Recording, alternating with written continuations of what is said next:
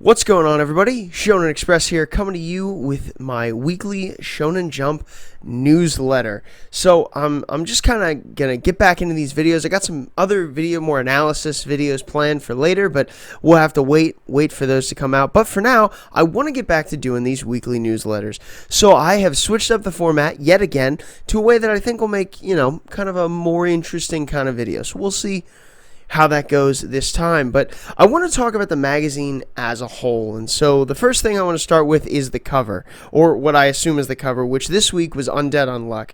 Undead Unluck got the first spot on the Viz website, and I am almost positive that means it's the cover of the actual magazine in Japan as well, which I think this may be one of the first times since its introduction that Undead Unluck got the cover page.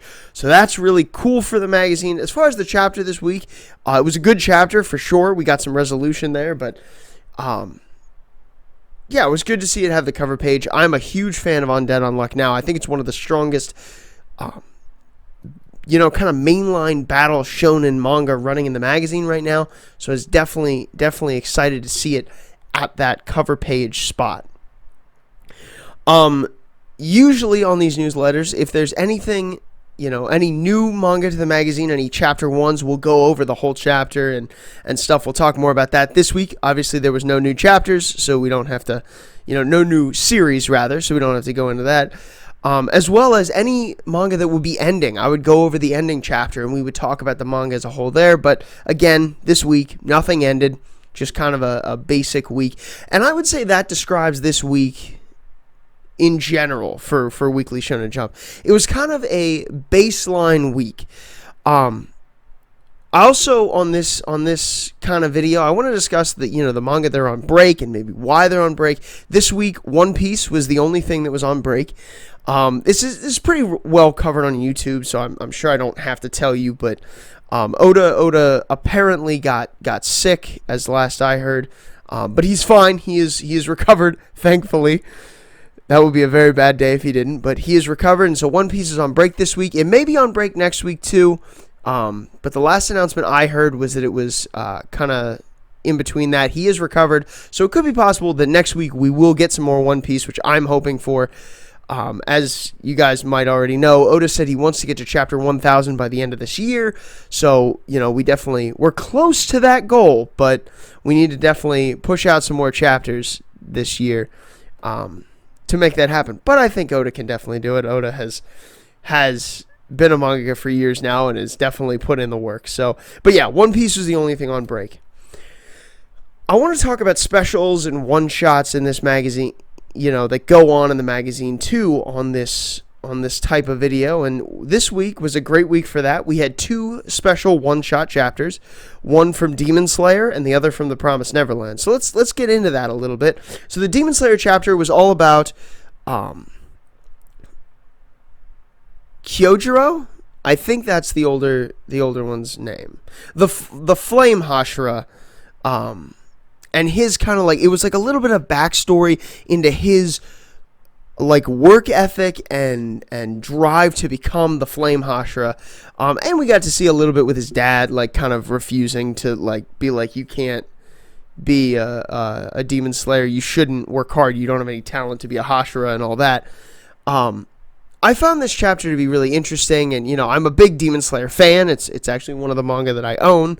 And I'm currently ongoing collecting in English, so I'm a big fan of Demon Slayer, and I like this chapter. I like that it gave a little, fleshed out to one of my favorite characters, which, Rengoku, which is really cool, specifically Kyojuro. I'm pretty sure I'm right about that. I could be wrong, but, I like that it fleshed out Rengoku. I like that it gave him some more, character there, and, I like anything Demon Slayer, so I'm very, very happy to see some more of it. But we also got a one-shot from The Promised Neverland, which is something that is really cool. Because, again, The Promised Neverland, one of my favorite manga when it was running. I still think it is in the A tier on my manga and anime tier list. So if I ever get to showing you guys that, then you'll see that The Promised Neverland is up very high. And it's another one of the manga that I'm currently collecting as it's coming out in English. But this chapter was really, really cool to me. So this chapter focused on Ray, and Ray is one of my favorite characters, and this kind of went into the mindset that he had during the period of time where he was younger and started to learn things about what the orphanage was really, what the farm was, while everyone else was still in the dark. And it was a very interesting chapter and a very kind of like dark, consuming chapter. So I'm pretty sure that these are just one-shots, that they're not, there's not going to be back next week, I'm pretty sure. But it was cool to see these two things in the magazine. It's cool to get a little more Demon Slayer and a little more of the Promised Neverland in the magazine. We haven't had them for months, so yeah, it was definitely cool.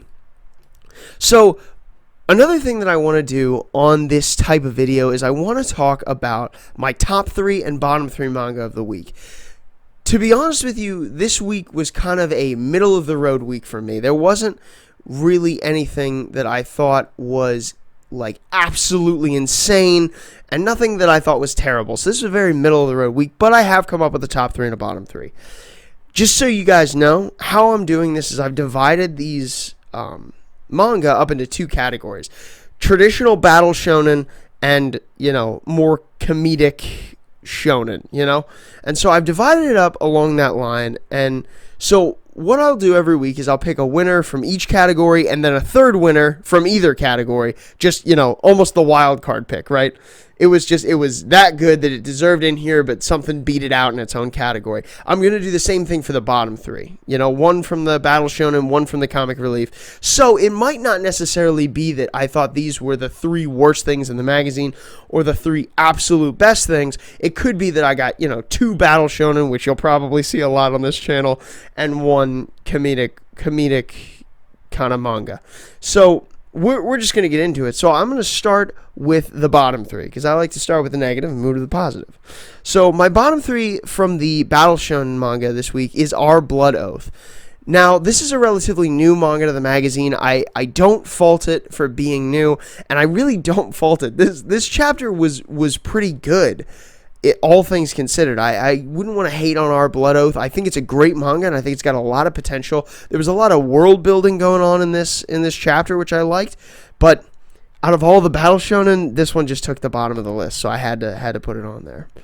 From the comedic side of the magazine, my bottom 3 member is High School Family.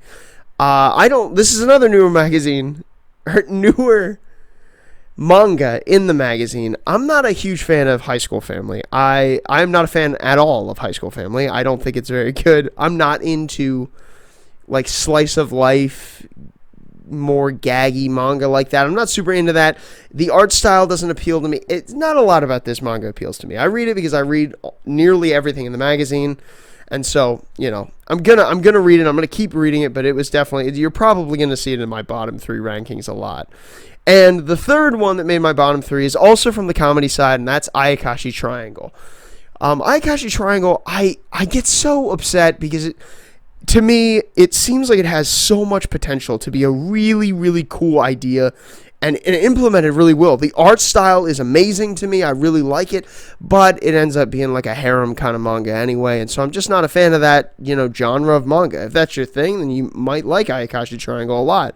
But it's not my thing, so I'm not too into that. So Ayakashi Triangle ends up on the bottom this week. As I said, though, nothing this week was terrible. Even High School Family, I got a little bit of a chuckle out of. So even High School Family, which I would say is my lowest ranked manga this week, I got a little bit of a chuckle out. So to recap, bottom 3, the third worst is Our Blood Oath. Second, Ayakashi Triangle. And the worst thing in the magazine this week, I think, is High School Family. But again, everything did pretty well this week. So let's go to the top 3. In my top 3, I have, for the battle manga, I have Black Clover. Black Clover this week introduced us with a lot of cool, training ideas, right? So we're about to get into Asta fighting his devil, which is so cool. It gives me all kinds of shonen protagonist vibes, and I'm really digging it. It was a really cool chapter, so I can't wait to see more. I can't wait to see that fight. Also, the fire that the vice captain of the Black Bulls lit under the rest of the Black Bulls, I think will encourage them to train really hard, and I think we're going to see another huge jump in strength for the Black Bulls, and I'm really excited to see that. So Black Clover, really good this week. The comedy one I thought was really good this week was Me and Roboko. The more this manga goes on, the more I begin to like it. I thought this manga was really funny. This week focused on Matsuo, I think, one of the two friends, right? Not Gachi Gorilla, but the other one. And he's like this rich kid, and his dad's gonna send him away to school and all that. It was like kind of a heavier storyline, but they worked in a lot of jokes. At one point, Killua's mom, Kikyo Zoldyck from Hunter x Hunter, was like the new Order Maid model I saw, and I love how Me and Roboko works in like Shonen Jump references throughout the manga, and I think it's funny. I think it's really funny, specifically the part where they were talking about Roboko's Nappa knees. Really got me. That makes me laugh every time. But I like this. I thought it was a funny chapter and a good chapter for this week. And my third addition to this crew is My Hero Academia. I don't think I could get out of this without talking about My Hero Academia. I really like this manga. I think it's going in great places right now, and this chapter was no exception. We got a little more with that fight. We got to see Bakugo, get a little messed up. Shoto stepped up. Todoroki was in there. He grabbed Bakugo out. And we got to see Deku going to the one for all for one world.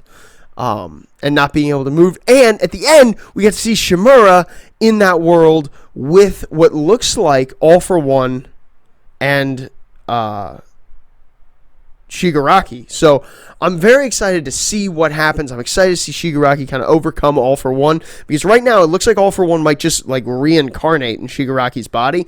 I'm not looking forward to that. I would like to see more specifically of Shigaraki, but it was a very cool chapter this week, and that's why I thought it deserved to be up here. But that doesn't mean that the other ones didn't deserve to be up here. There was a lot of really good chapters. Dr.Stone I thought was really good this week. Jujutsu Kaisen was really good this week. Chainsaw Man, everything was pretty good. Like I said, it was a pretty good week for the magazine as a whole, but a pretty kind of just average week, I would say. So yeah, my top three in order are at number 3, Me and Roboko.